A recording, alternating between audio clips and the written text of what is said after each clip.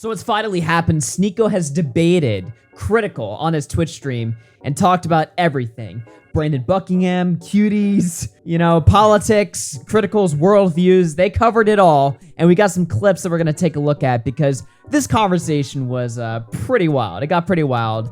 Now, I've seen the full thing already. I don't think you have. No, it's my first time. So it'll be a first time watch for you. Let's just jump into the Cuties talk because we love that. Oh, great. Awesome. Have you seen the movie? Yeah, so The best start. So, have you seen the you CD? No, just mentioned you saw my video, so you know I didn't finish the movie. I physically couldn't. I found it just to be completely repulsive. Haven't you seen a lot of other movies that have repulsed you before? I watch horror movies. I watch movies that are provocative quite a bit. Yeah, but this is something I feel isn't being recognized. There's a difference between being repulsed by fiction, which is like horror movies, that's not real, and being repulsed because there's real children doing sexual things. You can't fake that. The actresses were 11 to 13 years old. They were twerking. There was some very gross scenes in there, and like the cameras would zoom in on their chest and their ass and their crotch. Like, Okay. that's a very different kind of repulsed. That's what we agree on. I don't agree that those scenes are good. I don't agree with the sexualization of children. I defend the movie because I defend the morality of the movie. And I think that most people that were disgusted have seen those clips or didn't watch the whole movie like you. So that movie was taken out of context quite a bit. People don't really see the moral of the movie, which was defending Islamic values and also pointing out the very real problem that young girls have going on social media and doing these dances. I agree that it's disgusting. I agree that those scenes are repulsive, but I think you could be repulsed by TikTok and pretty much what young girls are doing on social media every single day as well. Okay, so there's a lot to break down there. First of all, he says, not to judge the movie. Look, don't judge a book by its cover. That's basically what his argument is, right? Sure, there's horrible scenes in there, but look at the overall morality of the movie. Well, Sneako, we are looking at the overall morality of the movie, and it's horrible. Like, if you have to even address any scenes like that at all, based on what Critical has described, then already, like, the execution of the product is horrible, even if the idea behind it was supposedly great, which I'm not even convinced on that point. But, Sneako's argument here of Cuties is just incredibly poor. He does concede there's horrible scenes in it. That should be the end of the conversation. But... Yeah. No, I think that the sexualization of the kids is definitely unnecessary, with still being on, the point getting across is not needed the way that they did it. Like, I believe there's other TV shows that show, things like that, for example, but they don't show the level of like sexuality that like Cutie shows. Like, they won't show the crotch shots and the zoom ins on everything. Like, that's just for totally multiple unnecessary. Scenes, like for way longer than necessary with real child actors. Yeah, like I think I've seen like adult actors portray children in some shows and be like groomed online or do like some gross shit, and they portray this like, horrible internet sphere without showing literally sexualized children. That's not, they don't need to show that in order to portray the message what they're trying to portray, which is TikTok bad. That's like what they're trying to say basically. Exactly. And he brings up TikTok like this great whataboutism point, like, oh, well, you should be mad at the sexualization on TikTok. It's like, well, who isn't? Right? Yeah. That doesn't really address anything. And then he uses like Islamic values. He makes an appeal to Islam to like strengthen his argument for Cuties about making that point, which is already like, you know what people say about Islam online, Muhammad and stuff like that, to use Cuties to appeal to Islam is like the worst offense of all time. Like, why would you ever bring that up? That's just horrible. Yeah. I mean, another thing too is he does also mention, he's like, well, I think he says the young girls, they don't realize what they're doing like on social media at this age. But I mean, the directors of the movie know what they're doing, and they also knew what they were doing when they hired these child actors and portrayed them in these ways. Right? Right. And so these child actors now have this in their history for the rest of their life, that they were sexualized on national television. On Netflix. In front of everyone. So like, how could this be like a movie destroying woke values and pointing that out and exposing it? This was an exclusive show on Netflix that was promoted with the most provocative scenes included, shown right at the forefront on Netflix. You're telling me Netflix was interested in exposing woke values with shocking pedophilic content? Like, that's this whole theory is just schizophrenic. Yeah, it just doesn't really hold up once you think deeply about it. Like if you just think of the initial, well, the overall message is that it's bad for kids to be sexualized on the internet. Everyone cheers and claps and shouts.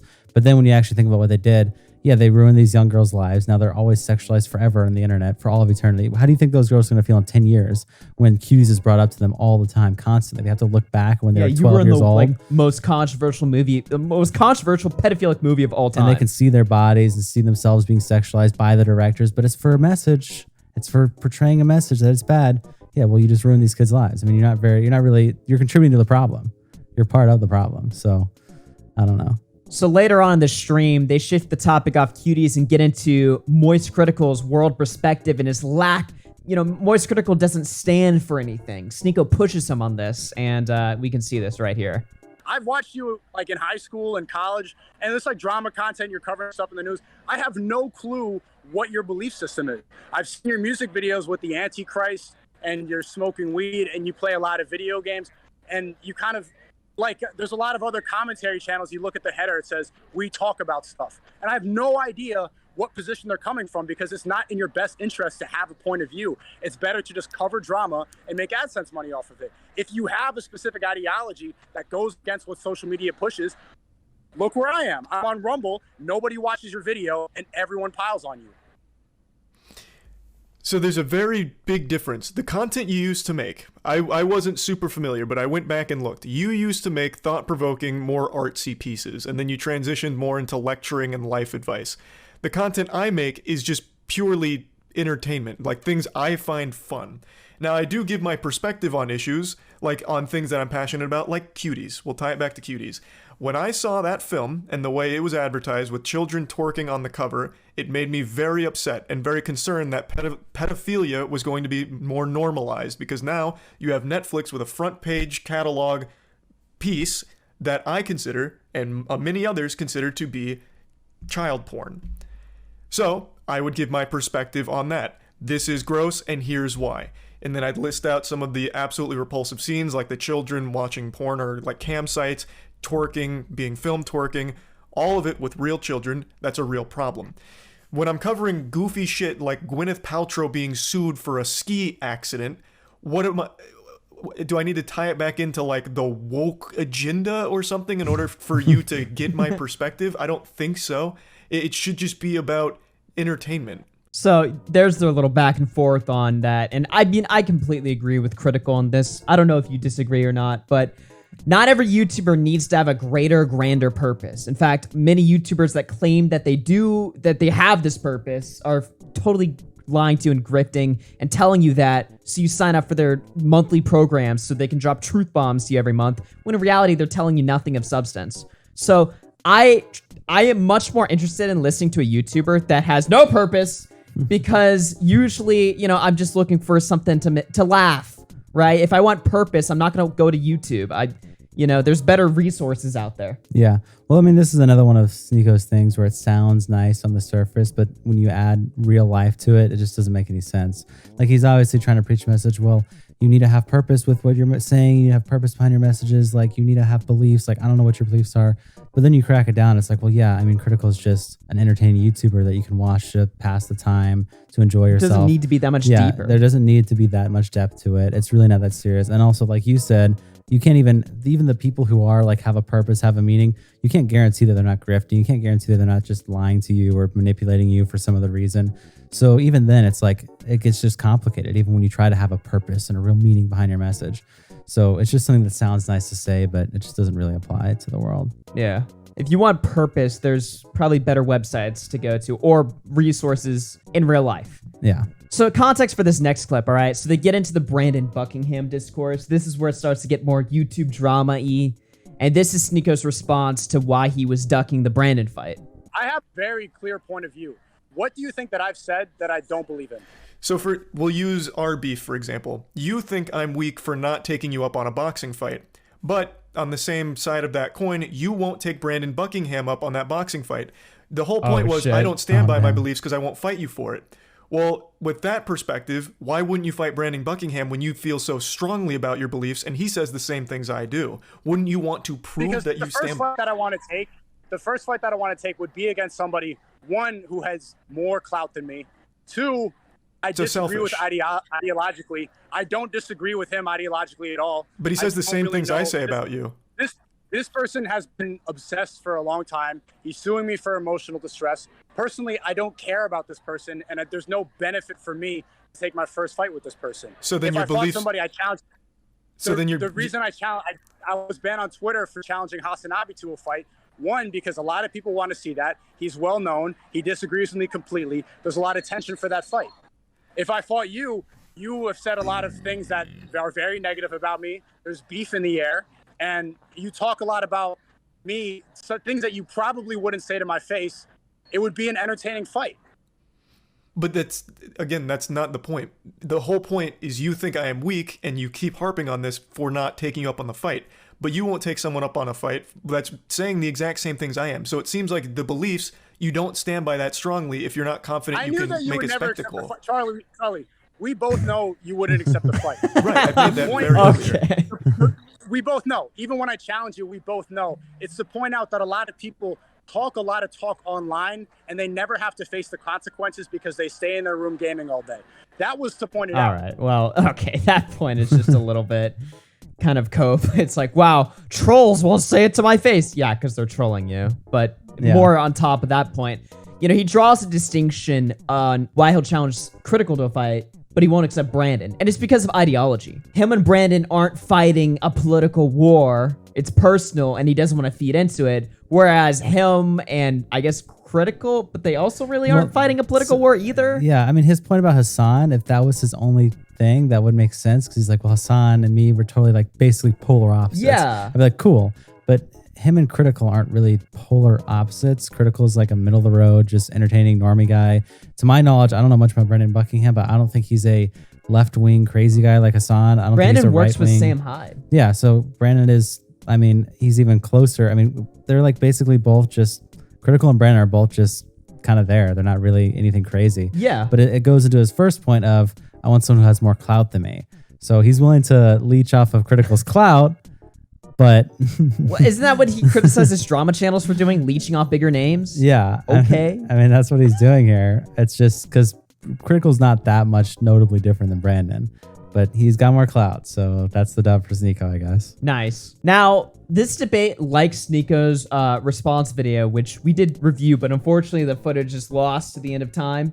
But Sneako does kind of like end his, videos saying like, look, I know I've capitalized off of the negativity that I now criticize, but I'm willing to give up on that. So he explains that a little bit at the end of the debate here. I think that's a good way to end it on. Hope we could talk again in the future. I don't think we should have beef. And yeah, you did. I want to thank you for starting that whole Sneako hate brigade, because it's like, yeah, you know what? Maybe I am guilty of doing the same things that I am mad about. And I do attribute a lot of that to being canceled and a lot of resentment about that. But I just have to spread positivity now and not engage in the same type of behavior that I criticize. Yeah, you're right about that. So I'm just going to go and, I'm not going to go attack mode anymore. I don't think that there's any value to that. It's just going to come back to me. Well, I actually really appreciate the conversation, man. It's not. So they end the conversation off there. So it seems like Sneako is totally willing to drop the content that got him popular there, which I have two thoughts on, right? Because that's good if he's telling the truth. I mean, time will tell, right? Like, if in a month from now he's still doing the same shit, well, then that doesn't really mean anything. He's just telling that to Critical to sound nice, right? To try to win back maybe some old fans. But if he's being serious, which if you look at all of his content in the last month, it's like vlog content as well as podcasts where he's talking about, life and Epstein stuff and life and, exactly, just like deeper topics. Yeah. So he has already been living up to his recent message. We'll see if that continues. There is another point to that, though, and then I'll let you go. Sneako in this interview kind of talks about the difference between his ideology and Critical's by saying that, look at what I promote. You promote video games and soy, whereas I promote going to Japan and hanging out with millionaires and having a bunch of monies and, being spiritual and stuff like that. That's what I promote. And he talks about money a lot, and he uses that as an incentive to tell the truth. But really, if you look at it, the wealth that Sneako accumulated was because he engaged in the toxic filth he now calls out. It wasn't because he started telling the truth, ironically, when he did start telling the truth, that's when he lost all his money.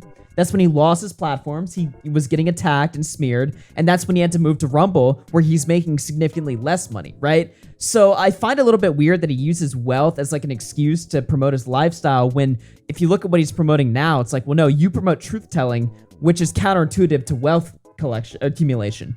So I don't know, man. There's just multiple thoughts there, but Yeah. Well, I mean, I actually have a question because I'm not exactly sure what exactly caused it. What was Sneako banned off of YouTube for exactly? Do you he know? was banned for, I believe it was talk about the vaccine. Okay. I think it was like a vaccine, then hate speech, because he played some conspiracy video, and then he got banned on his main channel for ban evasion because he made a community post tab about how he got banned on his second On channel. his second channel, they just wiped him. So they just, which they were always going to ban his main channel. They just Yeah. used that ban evasion the thing as an excuse. excuse. But yeah, he got, I mean, to be honest, he likely was banned for his platforming of Nick Fuentes. That got him like an insane amount of heat. Yeah. Yeah. Well, okay. I mean, I was just curious because, like, I mean, did he stop the provocative, like, asshole act while that was happening? Or No. is he still doing that? He was doing that well into his Rumble arc. Okay. I mean, I don't know. I mean, he's built up, he's basically had, I don't think he's ever not given like truth bombs, as he likes to say, but he just did it simultaneously with having that aggressive. Going to war with the entire internet. Yeah, simultaneously with going to war with the entire internet. So, I mean, basically all he's done now is just cut out what he's claiming he's going to do is just cut out the aggressive part, but still keep the rest of his content Right. that he's always been doing. So, I mean, if it pans out where it works out for him, then I would say he can continue to use the wealth to flex. But if it's going to actually kill him in the long term, then we'll see what happens. But I don't think he got killed because he was an aggressive asshole. He got killed off the internet because of the whole like truth bomb idea. Well, or what I'm whatever. saying is like his transition to that like more positive content is obviously, I mean, unless it really takes off, it's not going to make him the same amount of money. Yeah. Because the way that he got 5 billion views on TikTok, all of his viral clips and what For people him, know him yeah. for is being an aggressive asshole. Exactly. You know, Yeah. so At least it got him the fame. I mean, look, when you're up there, once you get there, it is all about connections. So he'll likely be making plenty of money off of connections at that point because you're hanging around a bunch of rich people all the time, doing things, making money constantly different ways. But I mean, he can't just magically forget about what got him there, you know? 'Cause Right. That's the thing. So Yeah. we'll see.